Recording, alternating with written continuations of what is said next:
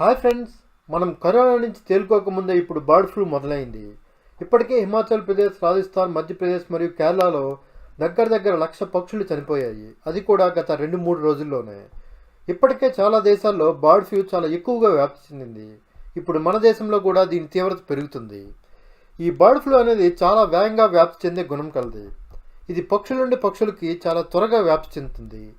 ఇందులో చాలా రకాల స్ట్రెయిన్స్ ఉన్నాయి, కానీ కొన్ని స్ట్రెయిన్స్ వల్ల ఏ విధమైన ప్రమాదం ఉండదు, కానీ కొన్ని స్ట్రెయిన్స్ ప్రాణాంతకమైనవి. ఈ బర్డ్ ఫ్లూ చాలా త్వరగా వ్యాప్తి చెందడానికి ప్రధాన కారణం ఈ బర్డ్ ఫ్లూ వైరస్ పిట్టలు వేసే రెట్టల నుండి వ్యాప్తి చెందుతుంది.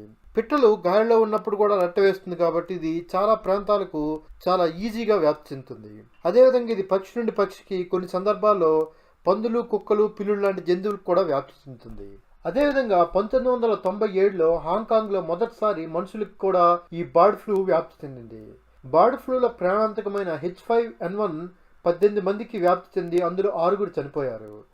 ఇది మనుషుల నుండి మనుషులకు వ్యాప్తి చెందదు. అదేవిధంగా మనం వండి తినడం వల్ల కూడా ఈ వైరస్ వ్యాప్తి చెందదు.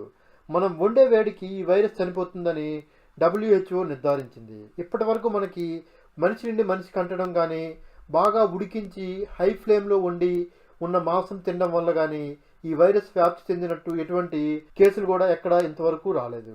మనుషులు ఈ వైరస్ సోకి చనిపోయినా లేదా వైరస్ సోకిన పక్షుల దగ్గరగా ఉన్న వాళ్ళకి మాత్రమే ఈ వైరస్ అంటుతుంది. మన దేశంలో మొదటిసారి 2006లో గుర్తించారు. అయితే ఈ H5N1 అనేది చాలా ప్రాణాంతకమైనది. ఇది సోకిన 10 మందిలో 6 చనిపోతారు. అందువల్ల మనం దీనికి చాలా జాగ్రత్తలు పాటించాలి.